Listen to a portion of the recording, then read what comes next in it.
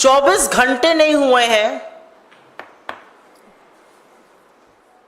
ND गठबंधन की सरकार बने, नरेंद्र मोदी को प्रधानमंत्री पद की शपथ लिए और भारतीय जनता पार्टी के लोगों के काले कारनामों ने एक बार फिर सिर शर्म से झुका दिया है। और ये जो आरोप लग रहे हैं ये हम नहीं लगा रहे हैं, ये बीजेपी के अंदर से, संघ के अंदर से उनके नेता, उनके कार्यकर्ता, उनके समर्थक लगा रहे हैं। अब जो आरोप सामने आया है उसमें बीजेपी के नेता और उनकी आईटी सेल, जिसको मैं फेक न्यूज की फैक्ट्री कहती हूं, उसके सरगना अमित मालवीय पर आरएसएस के एक नेता ने यौन शोषण का गंभीर आरोप लगाया है। संघ परिवार के नेता हैं शांतनु सिन्हा, वो बीजेपी के बंगाल के पदाधिकारी राहुल सिन्हा के भाई हैं, एबीवीपी के सदस्य रह चुके हैं, हिंदू संघ के प्रमुख हैं। उनका कहना है कि बीजेपी आईटी सेल के प्रमुख अमित मालवीय बंगाल में औरतों का यौन शोषण करते हैं और सिर्फ 5 सितारा होटलों में ही नहीं, बीजेपी के दफ्तर तक में यह काली करतूतें चलती हैं। उन्होंने बंगाली में ट्वीट करके, बांग्ला में ट्वीट करके यह भी लिखा है कि बीजेपी नेताओं में होड़ लगी हुई है औरतों की आपूर्ति करने की। उनका कहना है कि ये सब लोग मिलकर, और अमित मालवीय का नाम लेकर उन्होंने कहा है, औरतों का यौन शोषण करते हैं। ये आरोप कांग्रेस पार्टी का नहीं है, यह आरोप संघ के एक व्यक्ति का है जो बीजेपी से जुड़ा हुआ है। मैं जानना चाहती हूं, बीजेपी की आईटी सेल है या दरिंदों का जमावड़ा है? आपको याद होगा उत्तर प्रदेश के आईआईटी बीएचयू का वो गैंग रेप कांड, जिसमें सक्षम पटेल, कुणाल पांडे, आनंद चौहान जैसे लोगों का नाम आया था। ये सब शीर्ष नेतृत्व ही नहीं, प्रधानमंत्री मोदी के बड़े करीबी लोग, लेकिन ये बीजेपी की आईटी सेल के संयोजक, सह संयोजक और उसके सदस्य थे। तो दरिंदों का जमावड़ा है क्या बीजेपी की आईटी सेल? आज सवाल इस बात का है,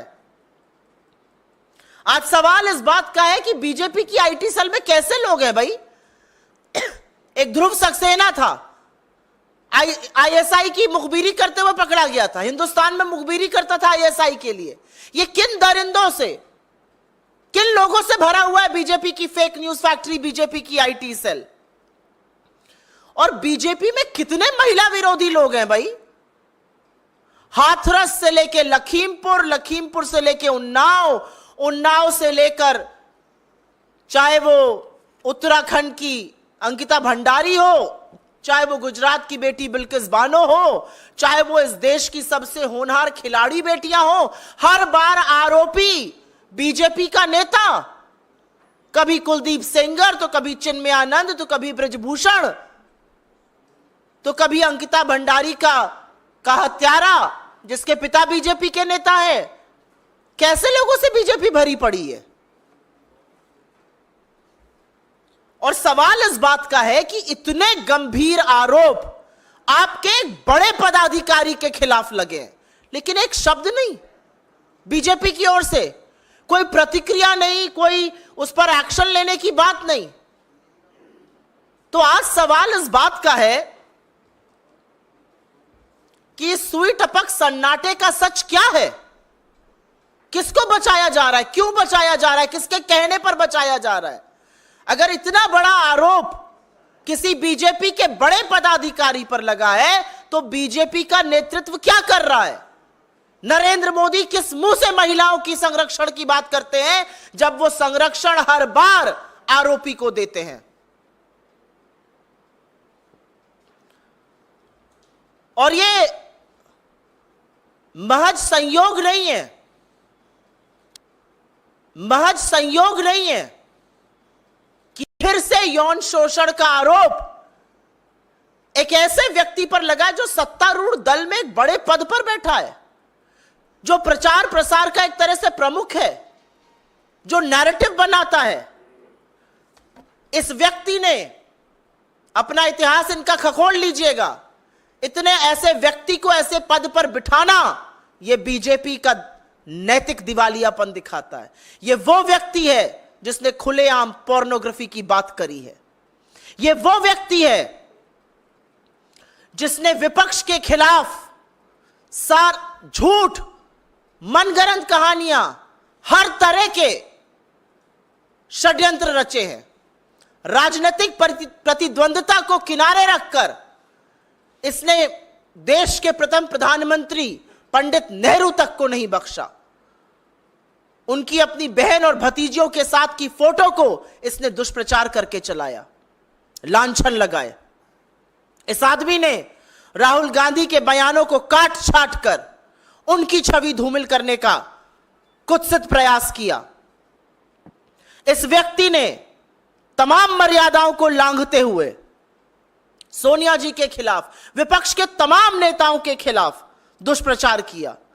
कोई राजनीतिक मर्यादा, कोई राजनीतिक शुचिता इस आदमी ने नहीं रखी और एक ऐसी फेक न्यूज फैक्ट्री बना दी बीजेपी की, जो सिर्फ झूठ, सिर्फ मनगढ़ंत कहानियां, मनोहर कहानियां रचती है, आधा सच और पूरा झूठ फैलाती है।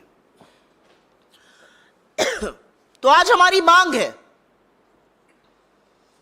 कि आरएसएस के एक वरिष्ठ पदाधिकारी के इस बयान पर बीजेपी क्या कर रही है। हमारी मांग है कि एक निष्पक्ष जांच हो। हमारी मांग है कि सच सामने आए और हमारी मांग है कि जब तक जांच पूरी तरह से कार्रवाई ना हो जाए, सत्तारूढ़ दल के इतने बड़े पद पर एक ऐसा व्यक्ति नहीं बैठ सकता है जिस पर इतने बड़े यौन शोषण के गंभीर आरोप लगे हैं।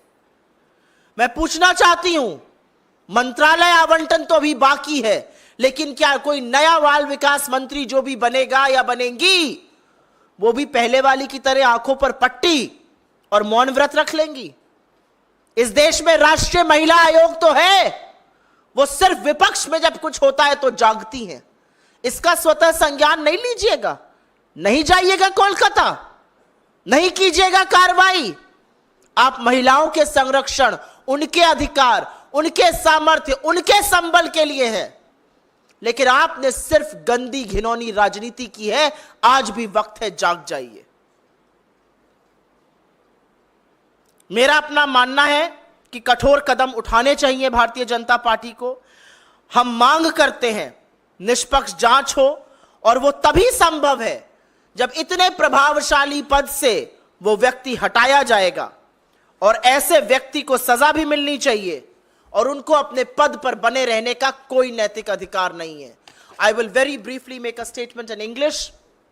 It has come to light not by us, it has come to light by members of the Rashtriya Swayamsevak Sangh who are on record. A gentleman by the name of Shantanu Sinha, related to Rahul Sinha, an office bearer of the BJP in Bengal, a member of the ABVP, a prominent member of the RSS there, has said that the BJP IT cell head, the fake news factory that Mr. Amit Malviya runs, he has alleged that Mr. Amit Malviya has indulged in nefarious activities. He has indulged in sexual exploitation of women, not just in five-star hotels, but in BJP offices in Bengal. And the only thing that we seek of the BJP is justice for women finally.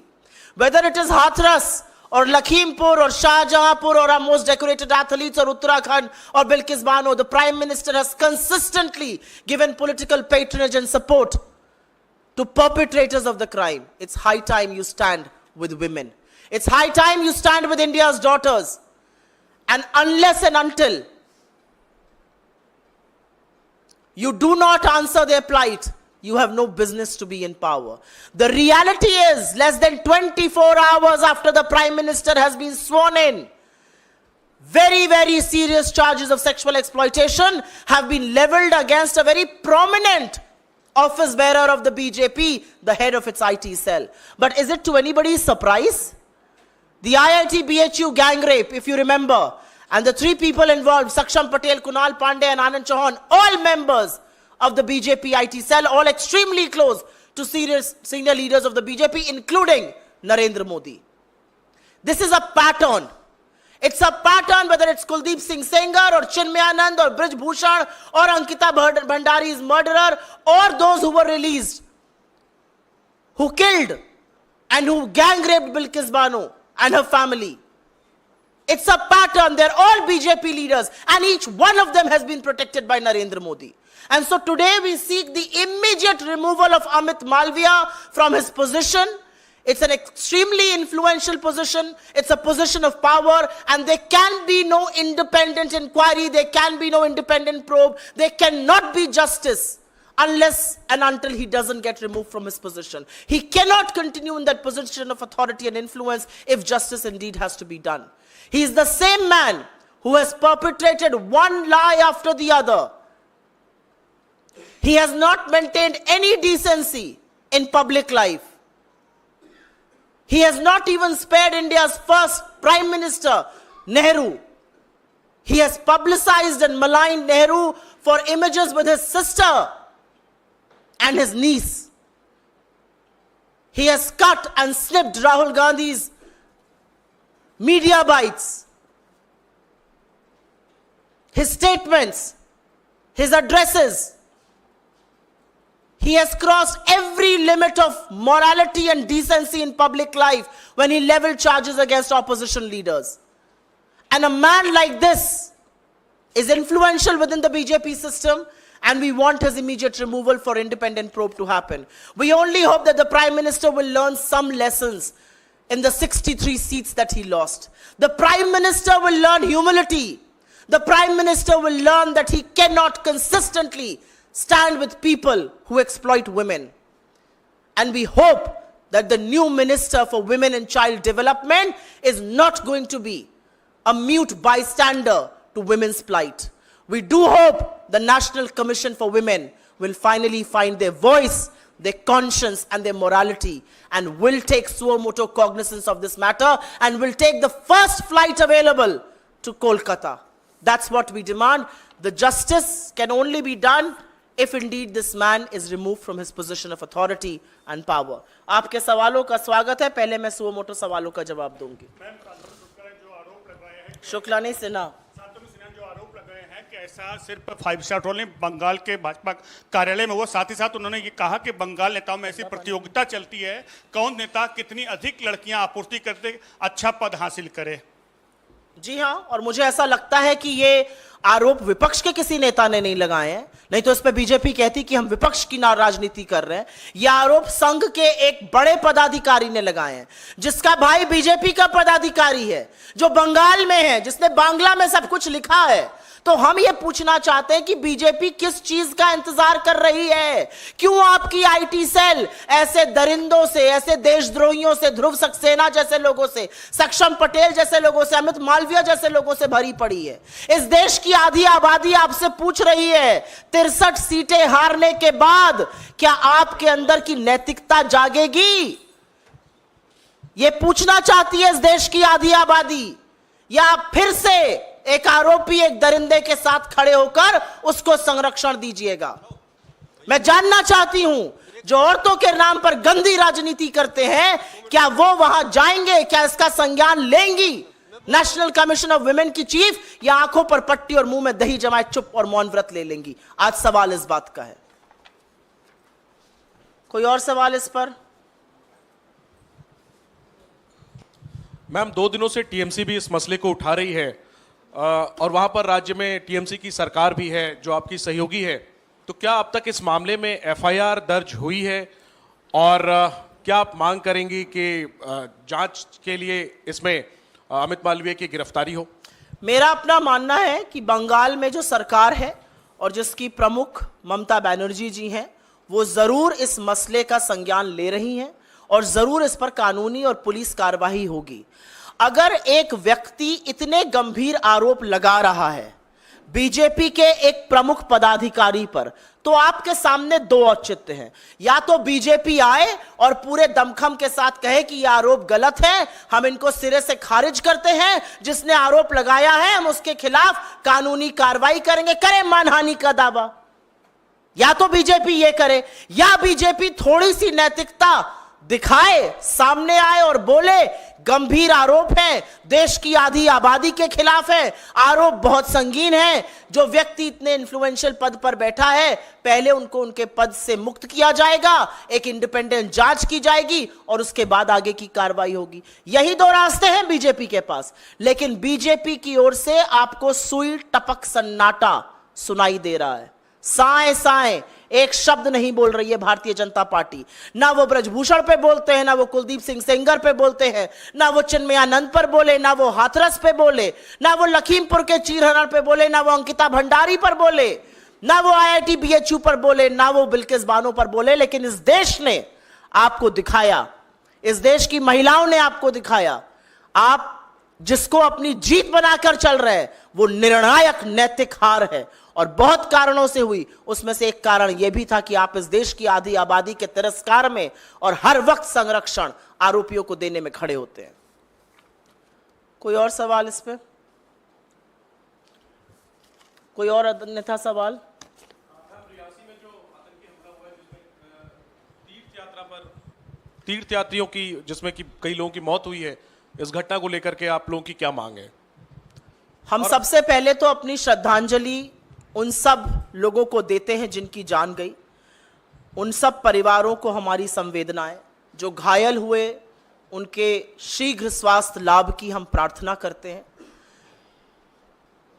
हम बिना लाग लपेट के एक बात डंके की चोट पर कहते हैं कि हिंसा और आतंकवाद के खिलाफ यह देश एकजुट होकर खड़ा है।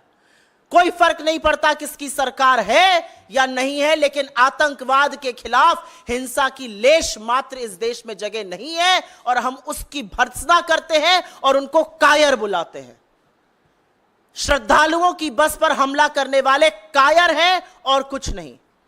लेकिन इस बात की बहुत गहन चिंता है कि बड़े बड़े दावे और डींगे हाँकने वाले आज इस बात का भी जवाब देना पड़ेगा कि क्या है सुरक्षा व्यवस्था जम्मू कश्मीर की। पहले तो घाटी में ऐसी वारदातें होती थी, अब जम्मू में हो रही हैं। तो आज सवाल यह भी पूछा जाएगा कि आपने हिम्मत नहीं दिखाई चुनाव लड़ने में, आप श्रीनगर से भाग गए, आप बारामूला से भाग गए, आप अनंतनाग राजौरी से भाग गए, लेकिन आप अब बताइए कि कानून व्यवस्था इतनी ध्वस्त क्यों है? श्रद्धालुओं की इस निर्मम हत्या का जिम्मेदार कौन है? आज इस बात पर भी सवाल उठेगा। मैम, सुरेश गोपी हैं एकमात्र बीजेपी सांसद केरला से। उन्होंने कल ओथ ली और अब वो कह रहे हैं उनको फिल्मों में काम करना है और कंटिन्यू नहीं करना है मिनिस्टर के तौर पर।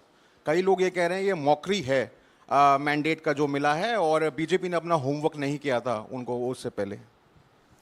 नहीं, ये मॉकरी ऑफ मैंडेट और होमवर्क नहीं करना तो एक बात है, ये तो हम तो शुरू से कह रहे हैं तमाम बैसाखियां हैं, अब बैसाखियां बवाल मचाएंगी। आपने कल सुना अजीत पवार जी को, आपने कल सुना प्रफुल्ल पटेल को, आप सुन रहे हैं अभी श्री गोपी को। अभी तो देखिए आगे आगे क्या होता है। अभी देखिएगा जो एक मुद्दा प्रधानमंत्री ने निर्लज्जता से जिस पर झूठ बोला पूरे देश पर, टीडीपी उसके साथ मुस्तैदी से खड़ी है। क्या आज नरेंद्र मोदी की हिम्मत है कि वह चंद्रबाबू नायडू को बुलाकर कहें आप मुजरा क्यों कर रहे हैं? है हिम्मत नरेंद्र मोदी के अंदर यह कहने की? क्या विश्वसनीयता है ऐसे प्रधानमंत्री की? क्या नैतिकता है अपने पद पर बने रहने की? 63 सीटें आप हार गए, इस देश ने आपको नकार दिया। अब नाक रगड़ के आप एक तिहाई प्रधानमंत्री बनकर एक अल्पमत इसकी कोalition की सरकार चला रहे हैं। आपने जिस नीतीश के डीएनए पर सवाल उठाया था, आज आप उनके सामने नतमस्तक होके पड़े। तो आज पूछना पड़ेगा ना आपसे। आपका सांसद कहता जी मुझे बनना ही नहीं है, मैं बनना ही नहीं चाहता हूं, मैं तो पिक्चरों में काम करना चाहता हूं। ये इस देश के लोकतंत्र का मखौल है और इसका सबक जनता अभी और आने वाले दिनों में सिखाएगी। अभी तो जनता ने खड़े होकर सिखाया है सबक। बस आपके अहंकार का अंत होगा, ये जनता ने मैसेज दे दिया है। समझने वाला समझेगा, जो ना समझे वो अनाड़ी है। लेकिन जो खींचतान है वो तो अभी मंत्रालयों को लेकर, पोर्टफोलियो को लेकर, कैबिनेट या एमओएस को लेकर अभी देखिएगा क्या क्या होता है। जो व्यक्ति अपनी मनमर्जी से, जो व्यक्ति तुगलकी फरमानों से, जो तानाशाही से, जो मन में आया माय वे और द हाईवे की सरकार चलाता था, अब उसको सबक सिखाएंगे इनके घटक दल, सबक सिखाएगी इस देश की जनता, सबक सिखाएगा कोalition का धर्म। मोदी जी एक बात नहीं जानते हैं और वो एक बात नहीं कर सकते हैं, वो समन्वय नहीं बना सकते हैं क्योंकि वो लोगों की बात नहीं सुनते हैं। तो देखिएगा इसका क्या हश्र होगा। जी सुप्रिया जी, जो कल की घटना हुई जिस कश्मीर में, जिस पर आप भी सवाल उठा रही हैं, ये आतंकी घटना है, लेकिन इसको एक वैसी घटना, सामान्य घटना बताने की कोशिश की गई और ऑफिशियली ट्वीट भी हुआ है पीएमओ से। तो क्या लगता है कि एक आतंकी घटना को छुपाने की कोशिश की गई है? क्योंकि कल मुझे नहीं पता, आपको पता है कि नहीं ये बात।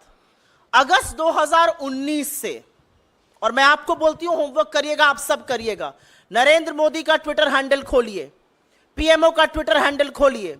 अगस्त 2019 से आतंकी घटनाओं में हमारे जवान शहीद हुए, हमारे ऑफिसर शहीद हुए, पुलिस के लोग शहीद हुए, लेकिन नरेंद्र मोदी ने श्रद्धांजलि का एक शब्द तो छोड़ दीजिए, उन हमलों का संज्ञान तक नहीं लिया।